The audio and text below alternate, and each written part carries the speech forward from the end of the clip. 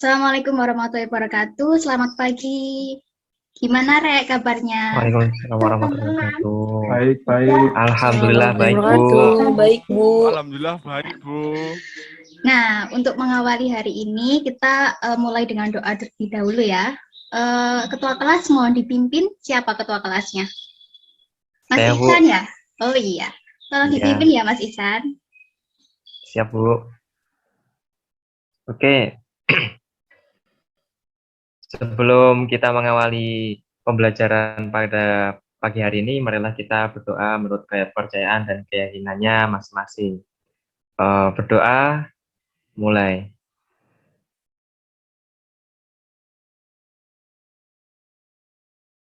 Selesai. Amin. Amin. Terima kasih ya Mas Ihsan. Gimana Rek puasanya? Udah pada lancar apa ada bolong-bolongnya? Yang Alhamdulillah cewek kan? penuh. Iya, yang cewek kan pasti. Alhamdulillah. Iya, yang cewek kan pasti udah ada diskon. Kalau yang cowok itu, Mas Niko gimana? Bolong ya? Sering, Bu. Enggak dong, Paling. Bu. Oke. Enggak dong. Full. Ya udah. Ya udah, kita langsung aja ke materi ya. Bentar.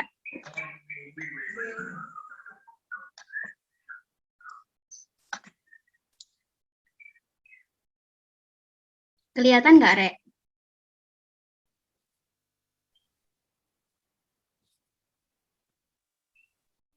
Kelihatan. Kelihatan, Bu. Sudah, Bu. Sudah kelihatan, Ya. Bu. Ya. Oke. Nah, hari ini kita bahas tentang pasar monopoli. Sebelumnya, kalau dari kata-kata monopoli sendiri, pasti kita kan udah pernah nih, pas waktu kecil, kalian pasti pernah main game monopoli. Pernah nggak? Pernah dong. Nah, kalau di game monopoli itu sendiri, kita dikatakan sebagai seorang pemenang atau sebagai seorang yang paling berkuasa di antara pemain-pemain game monopoli itu sendiri. Kalau kita itu ngapain? Kalau kita itu punya apa gitu? Kalau di game monopoli, kalau pas kita main dulu pas kecil. Punya rumah, punya hotel. Iya, berarti kan kita kan punya beberapa properti yang memang kita itu punya banyak properti di sana gitu ya. Kita berkuasa di dalam properti tersebut. Nah, kalau kita analogikan dengan game monopoli tadi ke pasar monopoli ya sama aja. Jadi di pasar monopoli itu sendiri kalau dikaitkan dengan game monopoli, dia itu juga suatu pasar atau suatu perusahaan di mana dia mendominasi atau berkuasa di dalam perusahaan tersebut atau produknya atau memang ya atau output dan produknya itu sangat mendominasi di dalam pasar tersebut. Nah, sebelum kita ke slide berikutnya, coba deh, kalau kalian lihat, apa sih karakteristik atau ciri yang paling menonjol di pasar monopoli kalau kita itu lihat dari analogi tadi, bahwa pasar monopoli itu yang paling berkuasa. Kira-kira apa ciri-cirinya? Entah dia itu memang berkuasa karena dia punya punya produk yang gimana atau yang gimana. Ciri-ciri yang paling menonjol apa di pasar monopoli? Siapa coba yang mau tanya? Siapa coba yang mau jawab? Browsing nggak apa-apa. Tidak ada saingannya, Bu. Iya. Apa Mbak Niken? Tidak ada saingan. Bisa. Terus Mas Iko tadi mau jawab apa? Perusahaannya cuma satu. Ya masuk juga. Jadi di karakteristik pasar monopoli itu penjual atau produsennya itu cuma satu, yang artinya dia yang paling berkuasa, yang paling mendominasi. Yang diartikan kalau dia punya satu perusahaan, satu penjual aja, berarti otomatis pesaingnya juga sedikit kayak yang dibilang Mbak Niken tadi. Oke, langsung aja ke slide berikutnya ya.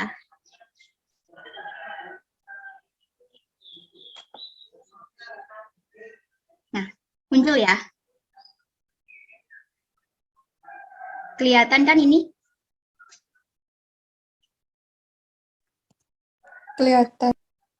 Oke, nah di sini apa sih pasar monopoli itu? Jadi yang kayak Ibu jelasin tadi, seperti yang udah dijawab sama Mas Niko sama Mbak Niken tadi, bahwa karakteristik dari pasar monopoli sendiri adalah hanya ada satu penjual, kemudian nggak ada barang pengganti, yang artinya berarti kalau nggak ada barang pengganti itu berarti barangnya gimana? Barangnya unik, barangnya nggak ada saingannya gitu kan ya. Nah, kemudian apa sih yang menyebabkan pasar monopoli itu menjadi pasar yang sangat berkuasa, pasar yang sangat kayak memiliki daya saing yang cukup ketat gitu. Jadi apa hambatan-hambatannya kalau kalian lihat di PPT Ibu ini? Maksud dari adanya undang-undang, hak paten, hak cipta itu apa maksudnya? Prosedurnya susah, Bu. Bisa? Ya, jadi karena adanya undang-undang hak paten berarti kan aturannya kan diperketat ya. Jadi membuat pasar baru yang mau masuk ke dalam perusahaan tersebut juga susah. Nah, kemudian karena adanya aturan yang ketat tadi, maka bisa menimbulkan apa? Nah, bisa menimbulkan ini, memiliki kompetitor meski belum sepadan. Nah, dari karakteristik pasar monopoli ini, kalian bisa contohkan nggak sih pasar monopoli itu contoh dari pasar monopoli? Maksudnya perusahaan yang didedikasikan sebagai pasar monopoli itu apa? Coba yang belum Saya, jawab, Bu. aku tunjuk ya. Gantian. Siapa ya? Mbak Putih mungkin? Halo Mbak Putih.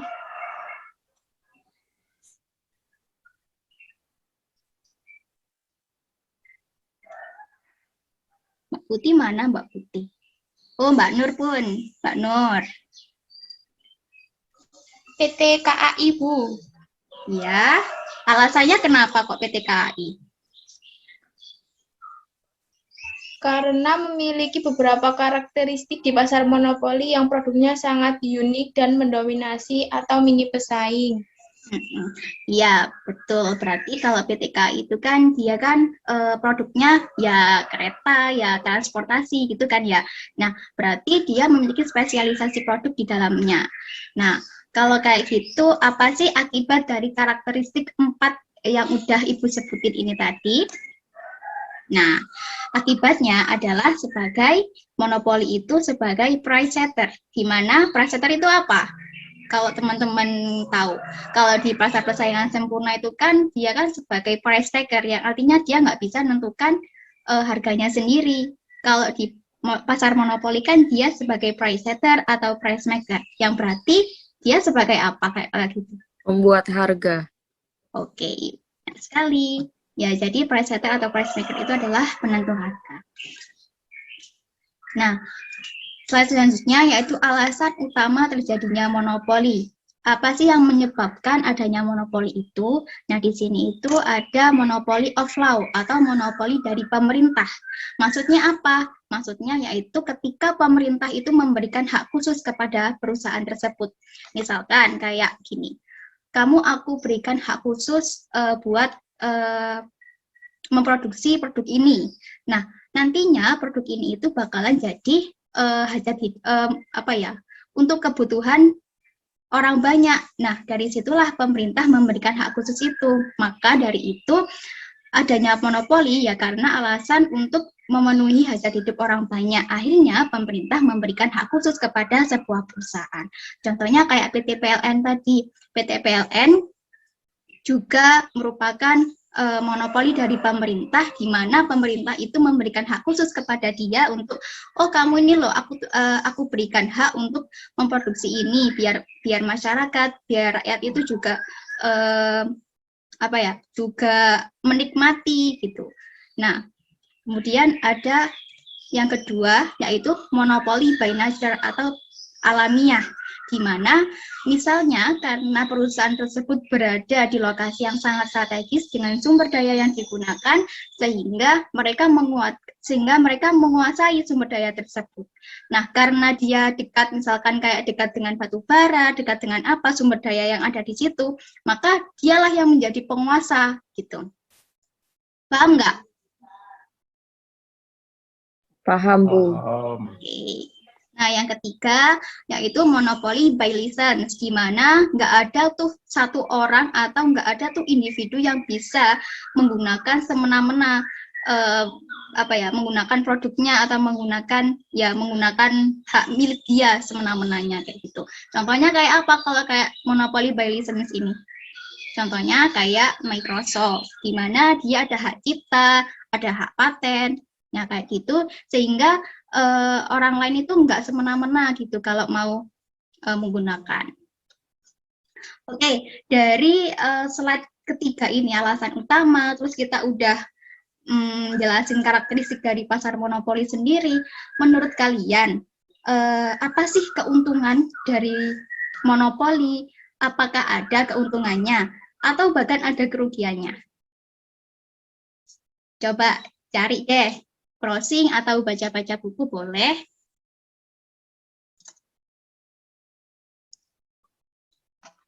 Yuk, siapa yuk? Kalau nggak mau aku tunjuk ya. Coba deh Mbak Nurul Najiha.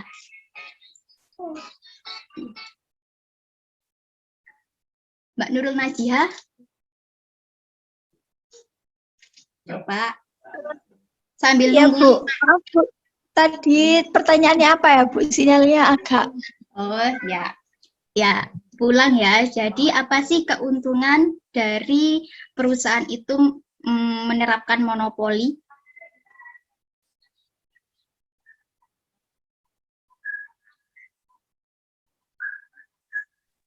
izin menjawab ya, Bu. Ya. Jadi keuntungan pasar monopoli itu karena peluang kompetisi yang kecil, terus adanya monopoli by license, terus meningkatkan kreativitas dari perusahaan tersebut. Mungkin cuma itu, Bu, yang saya ketahui. Oke, makasih ya Mbak Nurul Najiha. Ya, benar sekali ya, masuk juga. Mungkin ada tambahan dari yang lainnya? Mbak Revita, gimana? Coba Mbak Revita tambahin.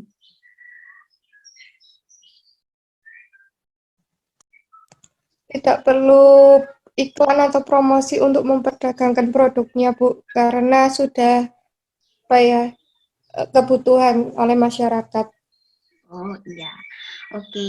Jadi kalau melihat dari jawaban dari Mbak Nurul Najiha sama Mbak Revita tadi, berarti intinya monopoli itu karena dia nggak punya pesaing, karena dia maksudnya pesaingnya sedikit, kemudian dia hanya satu produsen dan juga produknya unik, maka dia pun juga mudah dalam memiliki market share yang besar gitu ya. Oke, nah di sini ada keuntungan pasar monopoli, biar Ibu pertegas lagi. Nah, di sini nggak perlu banyak promosi seperti yang diterangkan oleh Mbak Revita tadi. Kemudian, peluang kompetisi yang kecil, ya karena dia pesaingnya sedikit, maka ya peluang kompetisinya pun juga kecil. Nah, kemudian ada hak cipta. Oke, dan yang terakhir ada pemerintah jadi lebih mudah mengatur pasar. Di sini itu pemerintah itu bisa ikut bercampur gitu, ikut campur tangan. Jadi pemerintah pun juga bisa mudah dalam mengatur sebuah pasar tersebut. Nah, kalau ada keuntungan, pasti ada kerugian. Coba, siapa yang mau jawab kerugian dari pasar monopoli? Saya, Bu. Oke, silakan Mbak Niken.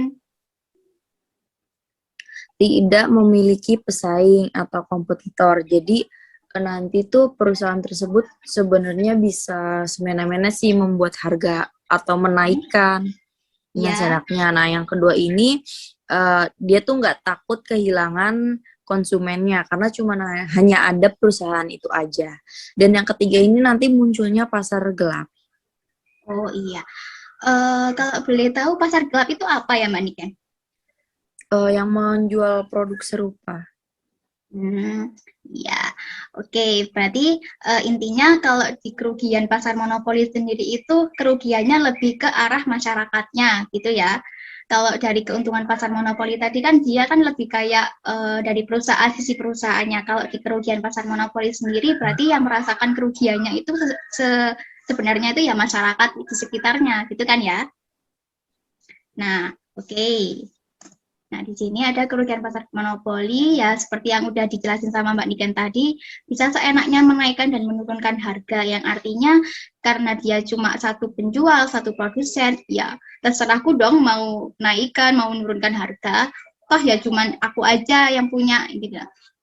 Terus yang kedua, konsumen tidak memiliki pilihan karena yang dijual cuma itu aja, sehingga konsumen nggak punya pilihan untuk ya kayak tadi, karena dia nggak punya barang substitusi atau barang pengganti yang sempurna, maka konsumen pun juga nggak punya pilihan. Kemudian pemicu pasar gelap, yang artinya pasar gelap sendiri itu berarti dia itu ilegal gitu. Pasarnya itu ilegal. Jadi kemungkinan besar di pasar gelap itu kebanyakan yang dijual itu kayak obat-obat terlarang kayak gitu. Nah, itu bisa memicu pasar gelap kalau ada pasar monopoli ini. Oke, selanjutnya. Nah, setelah kita mempelajari dari monopoli tadi, di sini Ibu mau jelasin tentang konsep dalam mengukur monopoli power.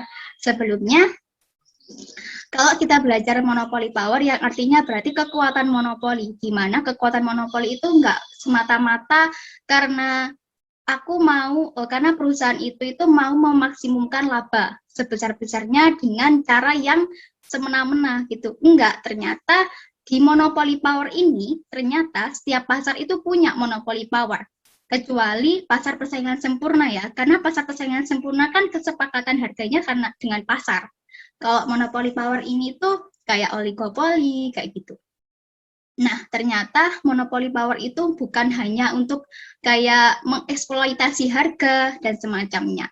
Jadi monopoli power itu kayak market share yang besar. Jadi membuat perusahaan tersebut itu memiliki market share yang besar.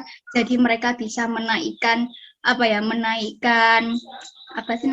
menaikkan kayak lebih dikenal orang, pasar-pasarnya lebih besar, kayak gitu. Nah, di sini gimana sih cara mengukur monopoli power sendiri? Nah, di sini ada 3, yaitu yang pertama adalah Lerner Index, Firm Concentration, dan Herfindahl Index. Di mana Lerner Index itu untuk mengukur sejauh mana sih penetapan harga perusahaan dengan marginal cost-nya. Nah, kalau Firm Concentration Ratio, dia itu mengukur persentase pendapatan 4 perusahaan terbesar. Kalau di Herfindahl Index, menjumlahkan kuadrat dari market share-nya. Biar nggak pusing, langsung aja ya. Nah, di sini ada Lerner Index, di mana kalau di Lerner Index itu yang perlu digarisbawahi, dia itu fokusnya pada pengukuran di suatu perusahaan. Nah, kalau di satu perusahaan berarti kan individu gitu ya. Nah, ini ada Mas Putra baru on ya. Ya, selamat datang Mas Putra. Oke, Ibu lanjut ya. Nah, di Lerner Index ini dia itu mengukur dari suatu perusahaan, di mana semakin kayak ini ya, rumusnya adalah L sama dengan P min MC dan seterusnya. Nah, dari perhitungan ini nanti, semakin besar nilai L dari perhitungan rumus ini, maka semakin besar monopoli power-nya, semakin besar dia memiliki market share gitu. Nah, oke, langsung aja. Yang kedua. Nah, yang kedua itu Firm Concentration Ratio, di mana yang disebut dengan 4CR. Di sini indeks ini tuh mengukur monopoli power pada suatu industri. Kalau yang tadi kan pada suatu perusahaan tuh. Nah, kalau di 4CR ini dia itu mengukur suatu industri.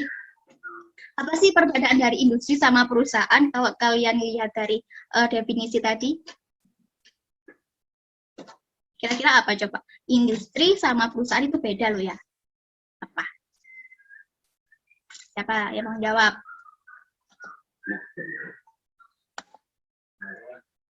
Nah, oke, ya udah nggak apa-apa.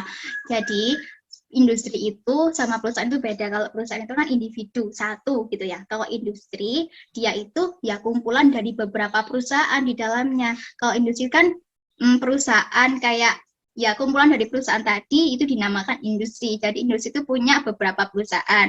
Kalau perusahaan itu ya satu itu tok gitu. Nah, di sini di perhitungan dari 4CR ini dia itu menghitung persentase penjualan dari 4 perusahaan dengan nilai penjualan terbesar. dibandingkan total penjualan, dibandingkan total penjualan dari semua perusahaan dalam industri. Jadi di 4CR ini dia itu melihat mana sih dari misalkan kayak 10 perusahaan, mana sih 4 perusahaan yang paling terbesar market share-nya. Nah, di situ dihitung dan dijumlahkan. Oke, langsung aja ada Herfinal Index. Di sini sama kayak 4CR tadi, dia menghitung suatu industri. Bedanya, kalau di Herfinal Index ini, dia tanpa persen perhitungannya. Nah, ini rumusnya. Nah, S1 sendiri itu adalah market share perusahaan pertama yang terbesar. Kemudian kalau S2 itu perusahaan market share dari perusahaan kedua yang terbesar, begitu seterusnya. Nah, di perhitungan Herfindahl ini, dia itu mempunyai nilai maksimal. Nilai maksimal dari perhitungan halnya. Nilai maksimalnya itu 10.000. Ya, sama aja kayak Ladder Index, sama kayak 4CR, semakin besar nilainya, maka ya semakin besar monopoli powernya. Oke, biar nggak pusing, kalian Ibu kasih contoh soal, mudah sebenarnya. Nah, kalian coba kerjakan ya, nanti ditulis tangan, kemudian nanti salah satu atau mungkin ada yang mau ngajukan sendiri untuk presentasi. Nggak ada tugas, nggak ada PR, Ibu maunya langsung presentasi hari ini juga. Kalau masih bingung, sekarang Ibu coba jelasin dari contoh soal ini, ada sebuah pasar minuman soda, terdapat 5 perusahaan dengan produk yang sejenis. Ada Coca-Cola, Zai, Pepsi, Breakfast. Nah, kemudian ada market share-nya di sini. Nah, dengan perhitungan kayak tadi, dengan rumus yang udah Ibu jelasin tadi, gimana sih cara menentukan 4CR dan HHI-nya? Kemudian kamu cari struktur pasar apa yang kayak gini tuh. Struktur merupakan struktur pasar apa? Apa pasar persaingan sempurna, apa pasar oligopoli, apa pasar yang lainnya gitu. Coba ya, dikerjakan mungkin 10 menit cukup? Cukup apa enggak? Cukup, Bu. Oke. Tunggu.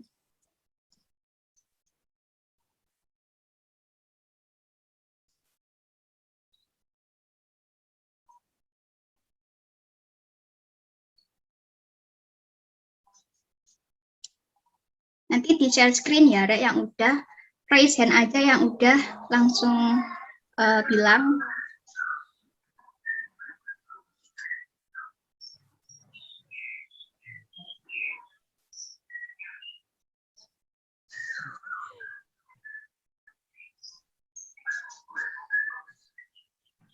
Tanggalnya 25.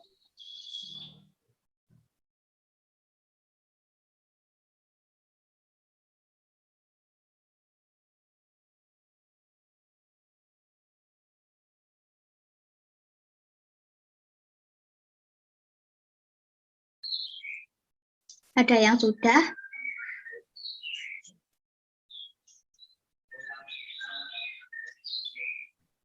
Saya, Bu.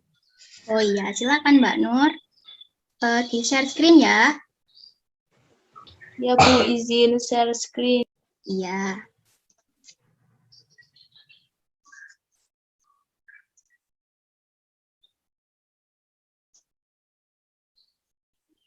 Mohon maaf, Bu. Oh, Mau iya. saya Iya, ya, bentar.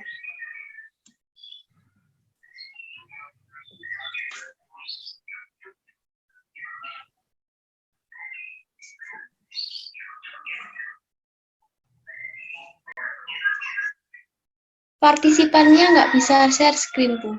Oh, nggak bisa, tah? Iya. Bentar.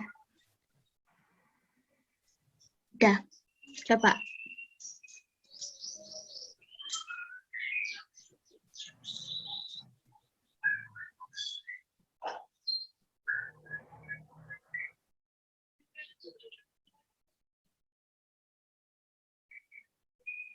Oke. Apakah sudah terlihat, Bu? Iya, sudah. Silakan Mbak Nur, Baik. boleh dijelaskan? Ya, baik, saya akan mencoba menjelaskan. Jadi, seperti langkah yang pertama tadi, jadi kita mencari 4CR dan HHI gitu, Bu. Dari pertama itu kita jumlahkan dulu. Dari Coca-Cola 25%, terus 24%, 23 sampai ketemu 92%, Bu. Kemudian itu mencari HHI-nya itu dikuadratkan, Bu, bedanya bukan persen. Seperti itu, Bu. Dan jadi dari hasil tersebut, jadi struktur pasarnya adalah termasuk pasar oligopoli dikarenakan dia memiliki beberapa produsen di dalamnya. Seperti itu, Bu. Nah, terima kasih ya Mbak Nur ya. Jadi dari penjelasan Mbak Nur ini tadi, bentar jangan di-subscribe dulu ya. Jadi menurut penjelasan dari Mbak Nur tadi udah benar bahwa kalau kita mencari 4CR-nya berarti kita cari itu Coca-Cola atau Z, Pepsi, Bragwit itu mana sih yang paling besar market share-nya. Nah, kemudian kita cari yang 4 paling besar. Kemudian kita jumlahkan sehingga kita dapat 92 di sini. Nah, terus kalau di HHI-nya kita dikuadratkan tanpa ada persen. Kalau di HHI kan tadi kan nggak persen gitu kan ya. Nah, karena dia produknya itu different atau mungkin produknya itu sama tapi beda gitu maksudnya. Jadi mereka adalah pasar oligopoli karena dia memiliki beberapa produsen di dalamnya dengan produk sama yaitu minuman. Oke, terima kasih ya Mbak Nur ya. Ya, Bu, sama-sama. Oke, mungkin yang lain yang sudah silakan. Saya, Bu. Ya, siapa? Oh, Mbak Putih ya. Oke, silakan Mbak Putih di share screen.